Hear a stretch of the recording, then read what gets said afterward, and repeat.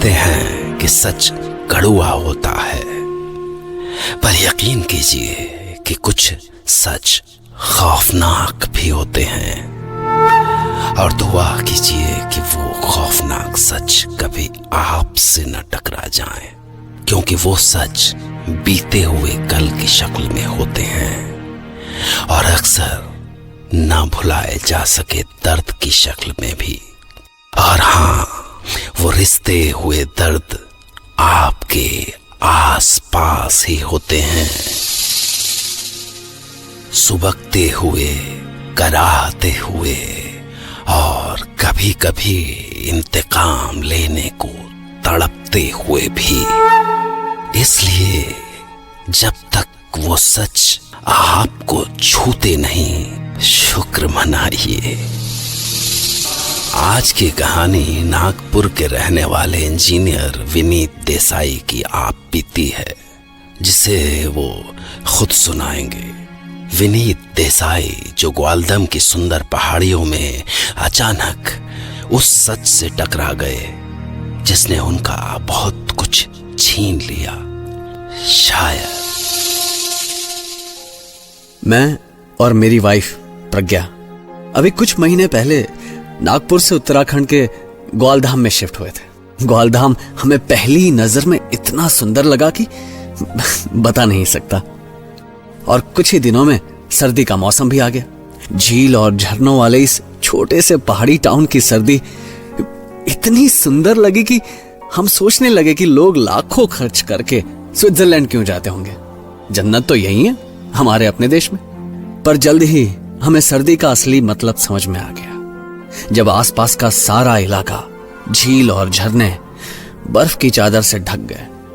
हम 24 घंटे 2-2 स्वेटर के ऊपर जैकेट, वुलन सॉक्स और फर वाले दस्ताने पहने हुए भी सर्दी से दांत किटकिटाते रहते। दिन की धूप ऐसी लगती जैसे बदन में थोड़ी सी जान आ गई हो। पर 4 बजे ही सूरज ढल जाता और फिर इतनी सर्दी होती कि हम दोनों के पास अंगीठी के सामने मोटी सी रजाई में दुबक जाने के अलावा और कोई रास्ता ही नहीं बचता।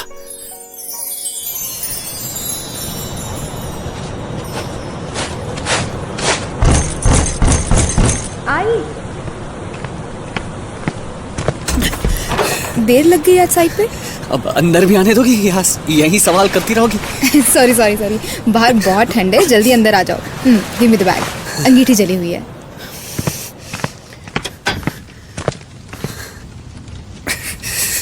मुझे तो लगता है यहाँ अंगीठी को भी सर्दी लगती होगी।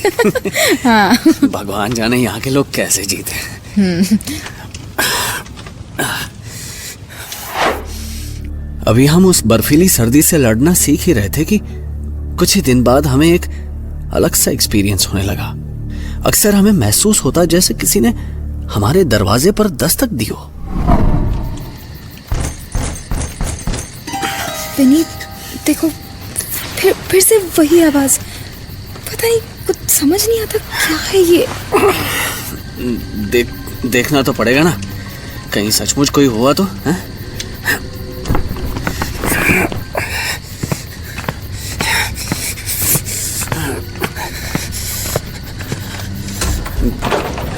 कौन है? कौन है? क्या हुआ? कोई नहीं है ना? दूर दूर तक कोई दिखाई नहीं दे रहा था। किसी से पूछा तुमने क्या है ये? क्यों होता रहता है ऐसा? अरे पड़ोस में कोई रहता नहीं है, टाउन में किसी को कुछ पता नहीं है, तो पूछे तो किससे पूछे? But I get really scared, Vineet. ऐसी ही एक बहुत सर्द शाम, जब प्रज्ञा अपने सारे काम निपटा के जल्द ही अपनी रजाई में दुबक गई थी, तभी अचानक उससे लगा जैसे मैं उसकी रजाई खींच रहा हूं। पर तभी उसे ध्यान आया कि मैं तो अभी काम से लौटा ही नहीं हूं, और ये सोच के वो अचानक से चौंक उठी। कौन है? कौन है यहाँ? पर कोई जवाब नहीं मिला। कोई होता तो जवाब देता ना, वहां तो कोई था ही नहीं। प्रज्ञा ने डर से अपनी आंखें बंद कर ली। और रजाई में घुस के उसे चारों ओर से कस के दबा लिया। कुछ देर बाद आके मैंने डोर नॉक किया।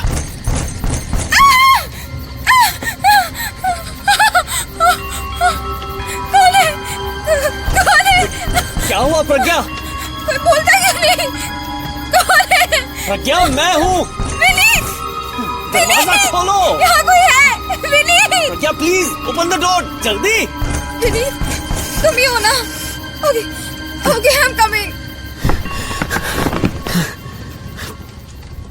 घर के अंदर घुसते ही वो डर के मारे मुझसे लिपट गई और फिर उसने सब कुछ कांपते हुए बताया। मुझे लगा उसका वहम होगा। डरो नहीं प्रज्ञा, क्या हुआ? हाँ? विनीत, शांत हो जाओ। I am here. बोलो क्या हुआ? कोई था यहाँ मेरे पास। हाँ? मेरी रजाई खींची। What? हाँ, really? कोई रजाई खींच रहा था और कोई वहां था नहीं? तुम भी ना प्रज्ञा। अरे ऐसा होता है, डॉक्टर्स कहते हैं ना कि प्रेगनेंसी में डिप्रेशन या हेलुसिनेशन से ऐसा कभी कभी लगता है। इट्स नथिंग यार, डोंट वरी। मैं आ गया हूं ना। नहीं समझते हो यार, विनीत वाकई कोई था। पर जल्द ही प्रज्ञा को वो अपरिचित सी छाया दिखने भी लगी। अक्सर वो बाहर दरवाजे पर होती थी। वो देखो, वो अंदर, क्या प्रज्ञा? अंदर आ रही है। वो देखो। कौन? कहाँ? कौन आ रहा है? तुम्हारे पास से उधर। हाँ? वो काली छाया इधर ही आ रही है। इधर ये देखो। मैं हौसला बढ़ाने को प्रज्ञा के पास गया और उसके कंधे पे हाथ रख के बोला, प्रज्ञा रिलैक्स यार, कोई नहीं है यहाँ। देखो देखो वहाँ वो सामने। हाँ? बेडरूम में। इधर आओ। वो हमारे बेड पे चढ़ गई है। प्रज्ञा दिखाई क्यों नहीं देता? Damn it! प्रज्ञा ने मुझे कितना बताने की कोशिश की कि अब वो छाया उसे साफ साफ दिखाई दे रही है, पर मैं कैसे मानता, क्योंकि मुझे कुछ नहीं दिखाई दे रहा था। वो हर रोज चुपके से घर के अंदर आकर प्रज्ञा की रजाई खींचकर उसमें दुबकने की कोशिश करती और मुझे कुछ नहीं पता चलता। प्रज्ञा ने बताया कि वो किसी लड़की की छाया है, दुबली पतली सी किसी लड़की की छाया। वो सर्दी से कांप रही है। सुनो, उसके दांत किटकिटाने की आवाज सुनाई दे रही है। एक आवाज सुनाई दे रही है ना? हाँ। तुम्हें सुनाई दे रहा है ना? हाँ। कुछ बोलो। हाँ सुनाई दे रही। तब मुझे पहली बार उसके होने का एहसास हुआ। यही नहीं, जब प्रज्ञा दिन में अकेली कोयले की अंगीठी के पास बैठी होती तो वो छाया भी ठंड से कांपती हुई उसके पास आकर बैठ जाती और प्रज्ञा उसके डर से कांपती और सिसकती रहती। कुछ बोलते क्यों नहीं? बताओ, बोलो क्या करें हम? देखो प्रज्ञा हम यहाँ नहीं रहेंगे। मैं कोई और घर देखता हूँ। हाँ? हम दोनों को लगने लगा कि हम हर पल किसी भूत के साए में जी रहे हैं। मैं कोई दूसरा घर तलाश ही रहा था कि एक दिन अचानक अल्मोड़ा में हमारा हाउस ओनर दिखा। मैंने इस सब के बारे में उससे पूछा तो पहले तो वो बात टालने की कोशिश करता रहा, पर फिर उसने जो बताया उसने मुझे और डरा दिया। अब आपसे क्या छिपाना विनीत साहब, ये ठहरा पहाड़, यहाँ देवी देवता भूत प्रेत सब होंगे ही। बात दरअसल ये है कि कुछ साल पहले जब मैं अल्मोड़ा टल्ला बाजार में काम के लिए जाया करता था, मेरी औरत बिमला और हमारी बिना माँ बाप की भांजी रानी इसी घर में रहा करते थे। रानी बड़ी सीधी सादी बच्ची थी साहब, पर बिमला साहब बड़ी झगड़ालू टाइप की औरत थी, इसलिए मैं भी अक्सर उससे परेशान होके अल्मोड़ा ही रुक जाया करता था। पर सच बताऊं साहब, मेरे को ना रानी की बहुत चिंता होती थी, तरस आता था उस बच्ची पे, क्योंकि बिमला रानी को बिल्कुल बर्दाश्त ही नहीं कर पाती थी। ना ठीक से खाना देती थी, ऊपर से मारना पीटना तो लगा ही रहता था। बड़ा अत्याचार करती थी उस कमजोर बच्ची पे साहब। और साहब एक दिन अचानक अल्मोड़ा से लौटने पे मुझे क्या पता चला कि वो बच्ची रानी गुजर गई साहब। लोगों से पूछा तो वो बोले, सुबह सुबह जब भारी बर्फ पड़ रही थी, हमको रानी तेरे घर के दरवाजे पे बर्फ से जमी हुई अखड़ी हुई दिखी। शायद रात को गुस्से में तेरी औरत ने रानी को घर से निकाल दिया था और वो बेचारी रात भर इस बर्फीली ठंड में जम गई, मर गई बेचारी।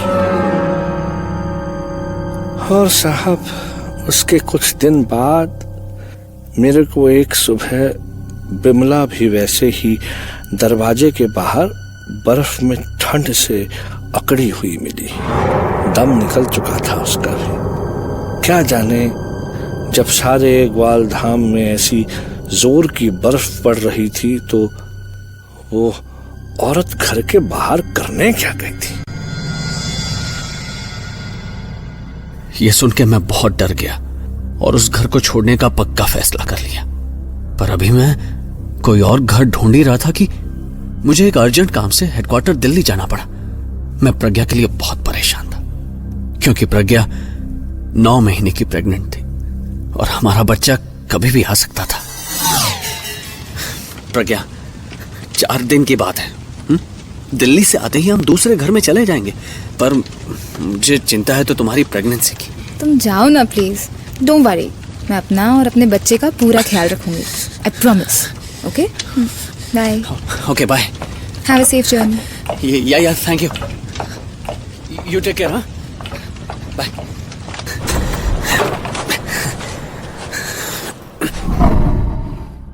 मजबूरी में प्रज्ञा को अकेले ही उस घर में 4 दिन काटने पड़े।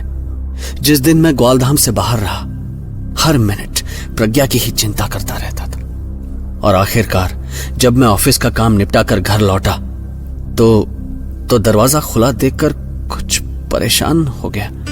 बाहर से आती बर्फीली हवा से बचने के लिए मैंने दरवाजा बंद किया।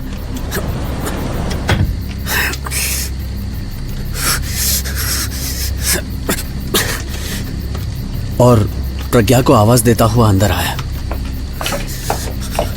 प्रज्ञा, प्रज्ञा, प्रज्ञा, प्रज्ञा कहाँ हो तुम? पर जब मैंने उसको अंगीठी के सामने चैन से आग तापते हुए पाया तो मेरी सांस में सांस आ गई और मैंने खुशी से वो सारे गिफ्ट्स दिखाने शुरू कर दिए जो मैं दिल्ली से प्रज्ञा के लिए लाया था। प्रज्ञा, ये देखो, ये शॉल कैसी है? Beautiful, isn't it? पश्मीना है, पश्मीना। और ये जैकेट तो देखी ही नहीं तुमने, ये देखो। और ये फोटो फ्रेम अच्छी है ना? पर मेरी सारी खुशी अचानक ही गायब हो गई जब मैंने प्रज्ञा को सिसकते हुए पाया। प्रज्ञा, क्या हुआ? तुम रो रही हो? प्रज्ञा, क्यों, क्या बात? क्या हुआ प्रज्ञा? प्रज्ञा बताओ, प्रज्ञा बताओ। Is everything all right? बोलो प्रज्ञा। तब जो प्रज्ञा ने मुझे बताया उसे सुन के ऐसा लगा जैसे मैं भी ग्वालधाम की बर्फ में जम गया हूँ। तुम्हारे जाने के बाद से मैं बहुत डरी हुई थी और मैंने पक्का कर लिया था कि आज रात चाहे जो भी हो जाए, दरवाजा कितना भी नॉक हो, मैं नहीं खोलूंगी, उस छाया को अंदर ही नहीं आने दूंगी। और कुछ देर बाद हर दिन की तरह नॉक होना शुरू हुआ, पर मैंने दरवाजा नहीं खोला। पर जब बहुत नॉक होने के बाद भी मैंने दरवाजा नहीं खोला तो उस छाया ने आवाज देनी शुरू कर दी। मामी, दरवाजा खोलो, मामी, बहुत सर्दी है, मामी, मामी।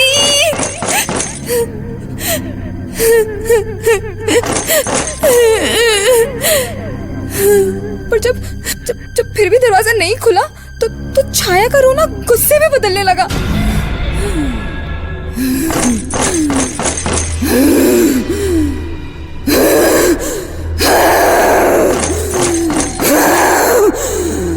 जाने कहां से आई उसमें इतनी ताकत। उसने इतनी जोर से दरवाजे को धक्का दिया कि लोहे की कुंडी खिलौने की तरह टूट गई। और जैसे ही वो छाया अंदर आई, मुझे गुस्से से खींच के घर से बाहर निकालने लगी। मैं कितना गिड़गिड़ाई, प्लीज प्लीज तुम जो भी हो प्लीज ऐसा मत करो, बहुत सर्दी है, प्लीज छोड़ दो मुझे। नहीं नहीं नहीं। पर उसको मुझ पे दया ही नहीं आई। उसने मुझे धक्का दिया और फिर वो छाया घर के अंदर थी और मैं बाहर।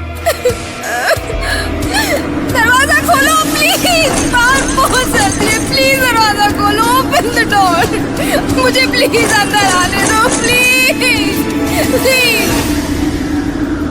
प्रज्ञा न जाने कितने घंटों बर्फीली आंधी में दरवाजा पीटती रही, पर दरवाजा नहीं खुला तो नहीं खुला। ये सारी बातें सुनाते सुनाते प्रज्ञा के रोने की आवाज जैसे कुछ बदलने सी लगी और आवाज के साथ उसका रूप भी भयानक होता गया।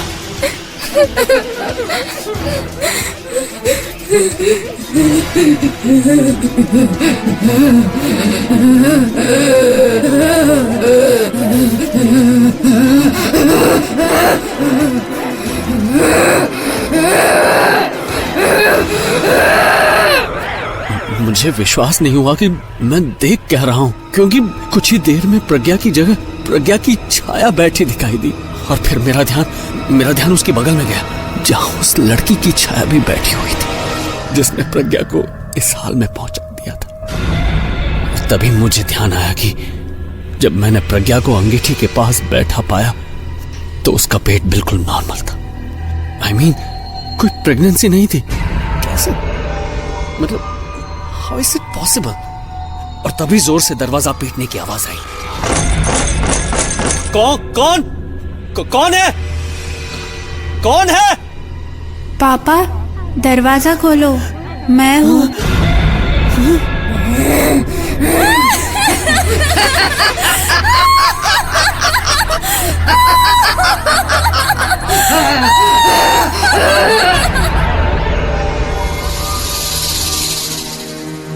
सवाल है कि भला किसी रूह को सर्दी कैसे लग सकती है? जवाब सोचिए, क्योंकि मैं कल आपसे फिर मिलूंगा एक नई कहानी के साथ।